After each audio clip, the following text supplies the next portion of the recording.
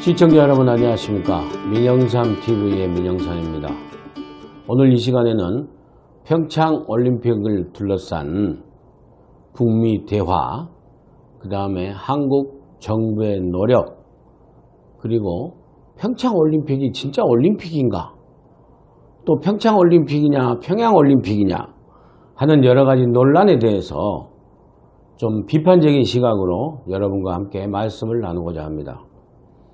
지금 제가 보기에 이 평창 동계올림픽은 두 가지 문제점을 크게 안고 있다고 봅니다. 우리 정부 입장에서 보면 정말 좋은 기회를 크게 놓치고 있다. 우리가 알다시피 우리가 88년 서울 하계올림픽, 서울올림픽을 통해서 대한민국의 위상이 국제적으로 높이 올라갔을 뿐만이 아니라 또 경제적인 발전에 또 다른 계기가 돼서 다시 한 단계 업그레이드 할 수 있는 그런 계기가 돼서 우리가 이렇게 발전을 거듭해왔으면 주지의 사실입니다. 그리고 가까운 일본만 해도 정말 2차 대전 이후에 그 패망국가 일본이 계속 미국의 도움으로 경제발전에 노력을 해오면서 1964년 도쿄올림픽을 계기로 해서 완전히 경제대국으로서 기반을 다지게 되는 그런 효과를 얻었다는 것은 우리가 다 알고 있는 상식 수준입니다. 그럼 이 평창 동계올림픽을 하는 대한민국은 지금 어떻게 하느냐? 첫 번째, 여러분, 지금 저 올림픽이 올림픽입니까? 도대체 올림픽이라고 생각을 하십니까? 올림픽이 열릴 정도면은요, 이 동계올림픽은 먼저 말씀드리면 세계 스포츠 행사 중에서 그랜드슬램이라 4대 그랜드슬램, 이 그랜드슬램을 개최한 국가는요, 세계에서 몇 국가 안 됩니다.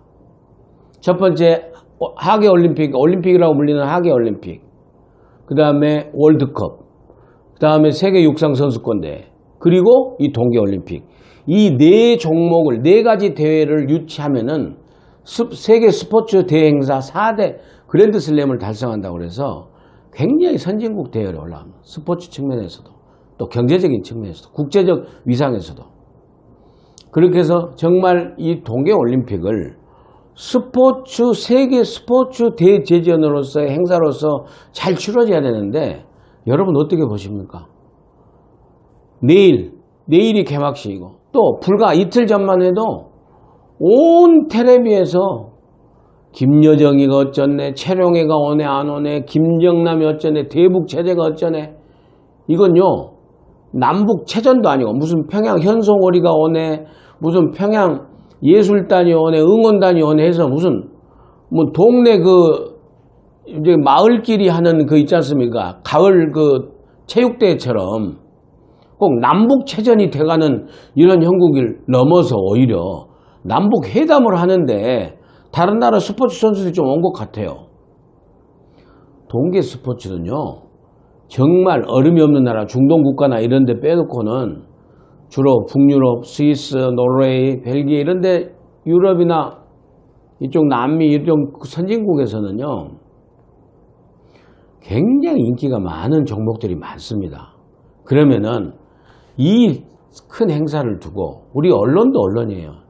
정말 아무리 남북 문제가 중요하더라도 이 동계 스포츠 종목은 빙상, 얼음 위에서 하는 종목이 있고, 설상, 눈 위에서 하는 종목이 있고, 그래서 스키, 크로스 컨트리, 그 다음에 무슨 종목에서 각 종목별로 우리, 온 세계가 잘 아는 스포츠 스타는 또 누구고, 이런 전부 스포츠 내용으로 도배질을 해도 부족할 텐데, 그래야 광고도 붙고, 그렇지 않습니까? 광고도 붙고, 경제 효과도 나오고, 고용 효과도 나오고 할 텐데, 이건 동계올림픽을 수조 원을 들여서 유치해서 준비를 다 해놓고도 완전히 북한 행사, 남북 행사처럼 이렇게 해가지고 하는, 이건 저는 정부의 잘못이 있다고 봅니다. 북한이 참여를 유도해서 하게끔 해가지고 안정을 통해서 세계 각 서방의 많은 참여들이 온 것을 인정을 하지만은 원칙을 가지고 어느 선까지 해야죠. 어느 선까지. 정말 이제 올림픽이 내일이면 시작이 되고 이미 예선 경기는 시작이 됐는데 과연 그 다른 나라에서 했었던 그 성공적인 동계올림픽 개최처럼 경제적 효과도 많이 있고 할지 상당히 걱정됩니다. 그건 이 정부, 바로 문재인 대통령의 지도력에 바로 문제점이 있다고 저는 생각을 합니다. 그리고 두 번째 더 큰 문제점은요, 북한 김정은 체제에게 완전히 이용당하는 것은 아닌가.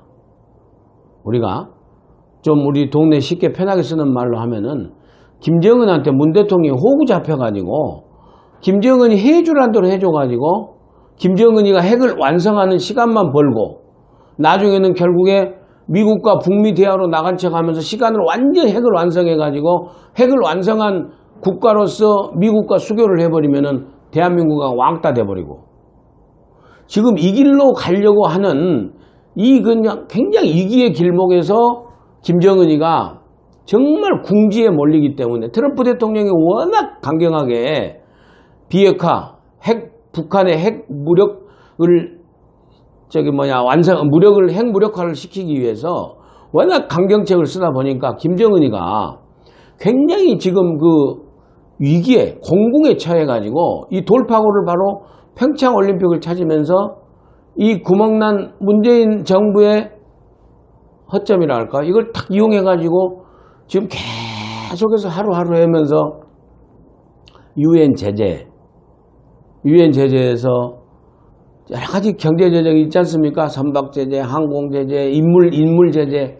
이 인물 제재를 하나씩 하면서 이 국제적으로 지금 압박하고 있는, 북한 핵을 압박하고 있는 국제적 제재, 이 제재 대여를 완전히 제재 공조를 균열시키려고 하는 시도를 하고 있는데, 우리 문재인 대통령이, 대한민국의 문재인 정부가 그것에 이용당한 줄 알면서도 저렇게 협조를 하는 건지 그게 모른다는 그런 우려 소리가 굉장히 많다는 겁니다. 두 번째 점이 훨씬 더 저는 심각하다고 봅니다. 평창 이후에 문제를 지금 얘기를 하는 겁니다. 여러분, 우리가 생각해 보시자고요. 오직 위기의 코너에 몰렸으면 김정은이 자기 친여동생을 6.25 동란 이후에 백두혈통 김씨 왕조의 정통, 그 김씨 왕조 독재국가 아닙니까? 김씨 왕조의 그 사람이 온 것은 김여정 노동당 그 부부장 김여정 씨가 지금 처음입니다. 처음. 오직 하면은 김정은이가 위기에 몰려서 이렇게까지 해결했습니까?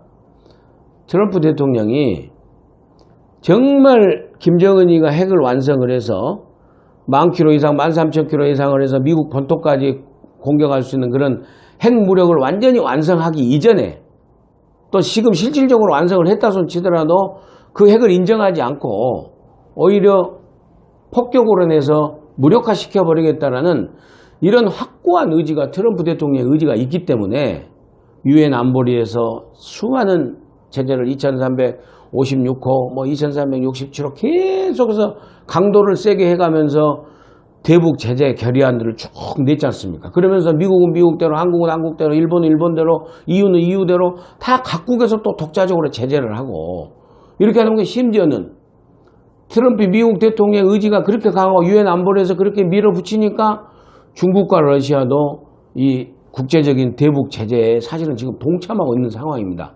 그러다 보니까 북한의 김정은 체제가 위기에 봉착되는 거예요. 경제적으로 완전히 쫄게 되고, 그러다 보니까 이 돌파구를 찾기 위해서 북미 대화의 국면으로 나오기 위해서 평창올림픽을 선택했다는 것이 많은 전문가들의 해석입니다. 해석.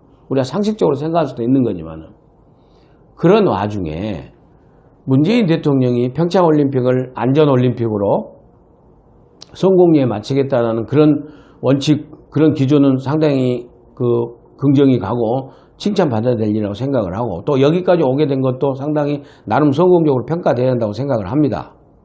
그렇지만 지금 좀 너무 나가는 측면이 있다. 너무 북한한테 질질 끌려가는 측면이 있다.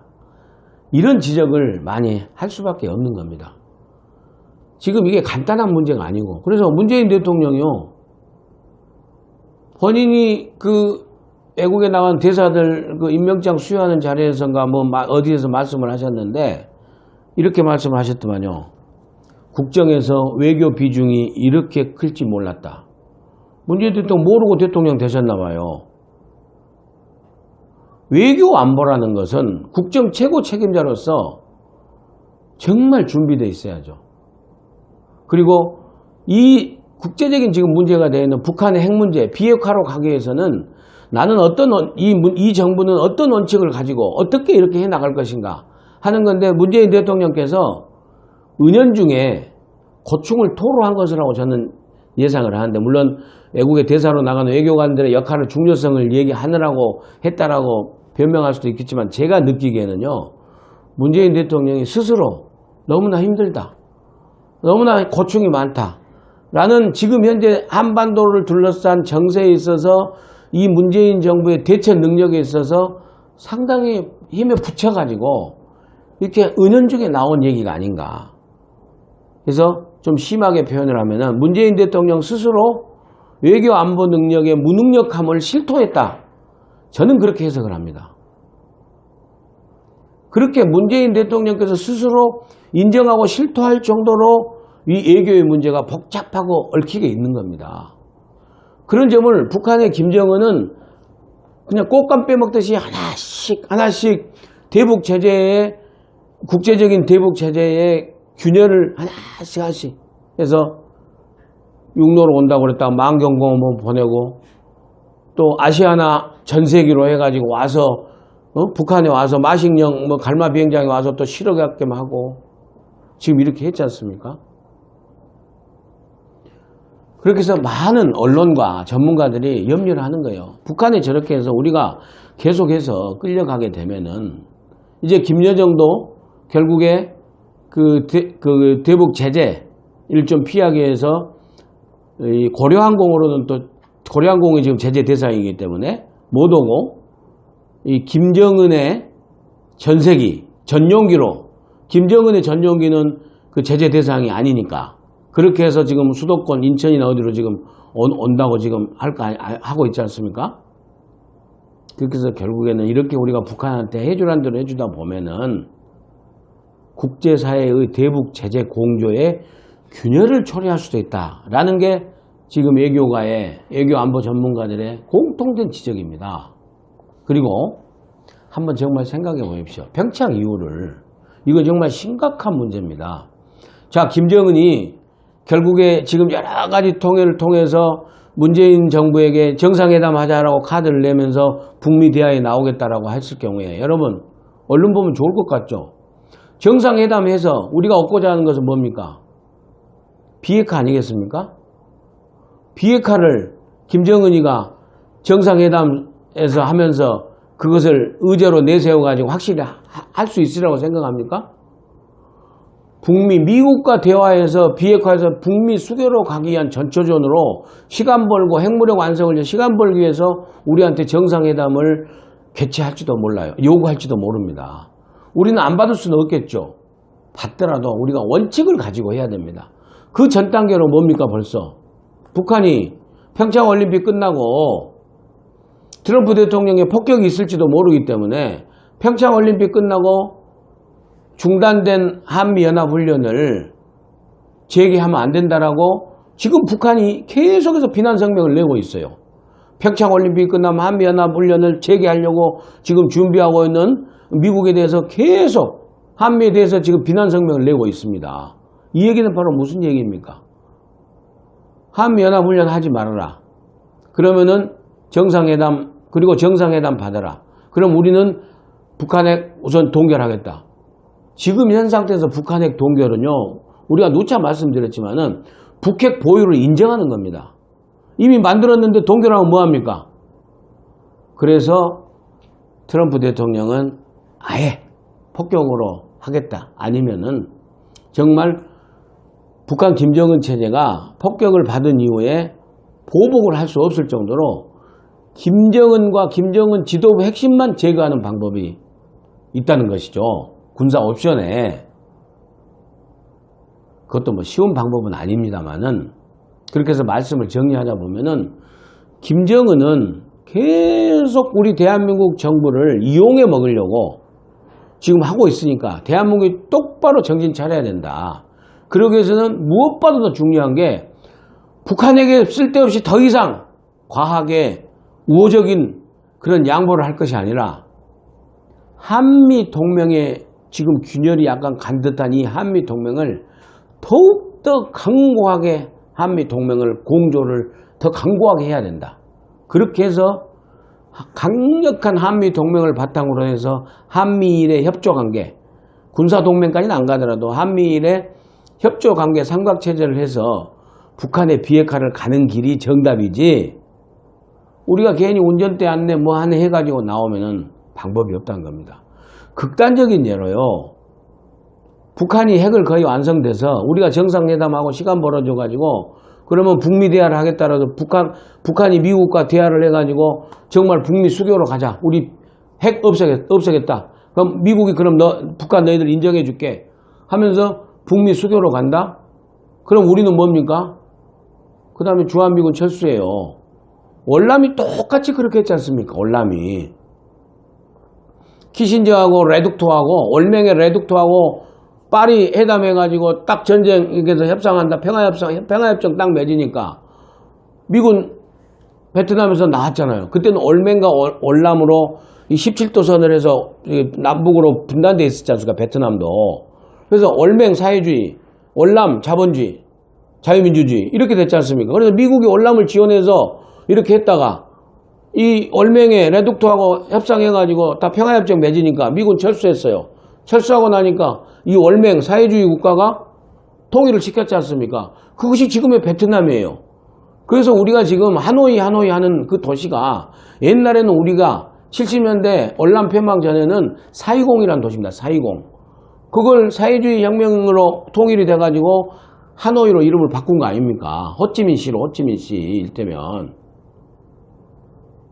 호찌민시로 이름을 바꾼 거죠. 물론 우리가 극단적으로 그렇게까지는 안 가겠지만 또 그렇게 가서는 안 되겠죠. 그렇게 해서 아무튼 북한의 핵 보유를 인정받고 북미 수교로 가고 또 더 나아가서는 미국과 해버리면은 한국이 자꾸 한미 동맹을 불신을 주고 하면은 미국이 피곤하니까 그러면 진짜 중국을 견제하기 위해서 북한과 손잡아 버린다고 만에 하나라도 그래버리면 우리는 완전히 왕따고요. 그럼 일본은 당연히 북미의 거기에서 한미일이 아니라 북미일이 돼버립니다. 예? 협력체제가. 그렇게 되면은 저기 중국 있고 북한 저렇게 해버리면 한반도 여기 남쪽 바다에서 우리는 뭐하고 있어요? 완전히 왕따 돼버리는 거죠. 우리가 그럼 중국하고 친해집니까? 이런 굉장히 위험한 그런 시나리오도 있다고 얘기하는 그런 보수주의 분석가들도 사실 있습니다. 안보는 보수고 진보고 문제가 아니라 진영의 문제가 아니라 대한민국과 대한민국 5천만 국민이 죽고 살고 하는 문제이기 때문에 문재인 대통령과 문재인 정부 몇 명이 이렇게 함부로 할 일은 아니다. 그래서 더 이상 한미연합훈련도 평창올림픽 끝나면 바로 재개해야 되고 우리가 강력한 힘을 보여주면서 비핵화로 가야 된다. 저는 그런 말씀을 드리면서 평창올림픽의 성공을 다시 한번 기원해 봅니다. 감사합니다.